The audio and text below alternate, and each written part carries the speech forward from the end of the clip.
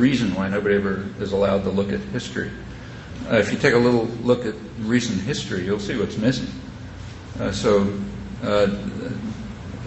was an article in the New York Times, again, yesterday, asking, what happened to the anti-war movement? It was so huge in the past. How come it's so small now? If you take a look at that article, the first date that it mentions is 1970. Okay.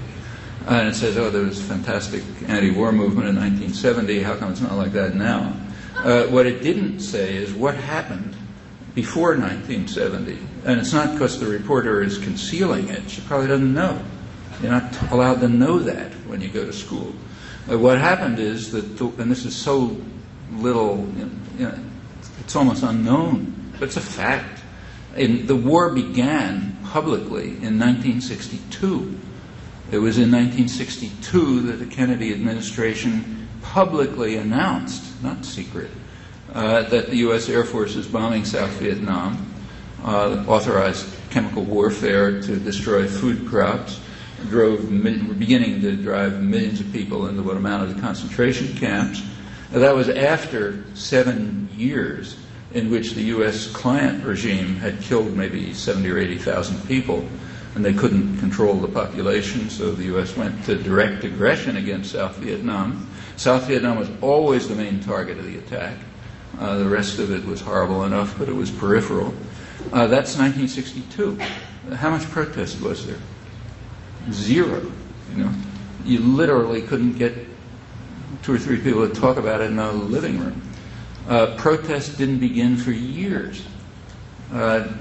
I won't run through the story, but as late as 1966, early 1966 in Boston, pretty liberal city, we literally could not have public protests against the war because they'd be physically broken up with the applause of the liberal press, by students, incidentally, marching over to just smash them up. One of them in March 1966, we put in a church figuring that would be safe. No. It was attacked. The only reason it wasn't Arlington Street Church wasn't demolished was because there were a lot of police around. That's after 4 years of war.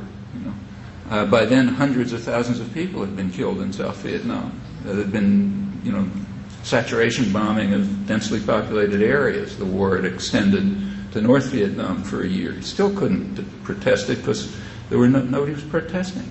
Later, it got to be a mass popular movement, and in fact, an important one. By 1969, around 70% of the American population regarded the war as, quoting from polls, fundamentally wrong and immoral, not a mistake. Incidentally, virtually no intellectuals. That's why you don't read that. What you read is it was a mistake. But the population said, no, it wasn't a mistake. It was fundamentally wrong and immoral. And furthermore, they kept that. People have kept that attitude right up to the most recent polls about a year ago, but not among the educated sectors. For them, it was a mistake. It cost us too much. Benign intentions went awry, and so on. Enormous split between the public and the educated classes. So there finally was massive protest. This time is quite different. There's massive protest long before the war even started. That's a tremendous difference from 40 years ago. It's not the only difference. The whole country became a lot more civilized in just about every respect you can think of. There was no women's movement back then. There was no environmental movement, a couple of people maybe. There were no third world solidarity movements. There was no mass popular anti-nuclear movement. There was certainly no global justice movement. That's the last couple of years. There were no anti-sweatshop movements. Just go across the board. All sorts of things have happened which have completely changed the country, including opposition to aggression and violence. And furthermore, the government is well aware of it. When the first Bush administration came in 1989, any incoming administration gets an intelligence review of the world situation. Well, usually it's secret. Maybe if you're lucky, you'll find out about it 40 years later. This one, a paragraph got leaked. It was barely reported, but it was very important, maybe because it was very important. And you should pay attention to it because it explains their thinking. It was about what the U.S. should do in a war against much weaker enemies. Okay? They're the only kind you get involved with, for obvious reasons of prudence. It said in the case of a war against much weaker enemies, we must win rapidly and decisively, because otherwise political support will collapse. It's understood to be thin. It's not the 1960s anymore, when you could go on and massacre people for years and years without any concern about opposition. Now you take a look at the interventions in the 90s, that's what it is.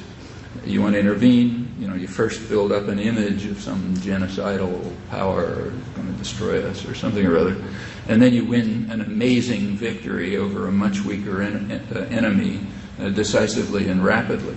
Kind of what you're watching now. That's the only kind they can fight. That's an achievement. Now, these changes in the country did not, it's like the legacy I talked about before, they didn't come as a gift. They came because people like you were out there in this working day after day to change the country. And it worked.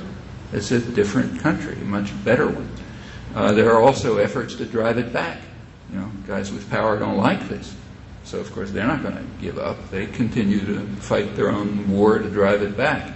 And if people who are concerned about these things give up, they'll win. Those who feel depressed about what just happened just don't understand. It's a major achievement, what happened. Not enough to have stopped this war, but totally different from in the past. That's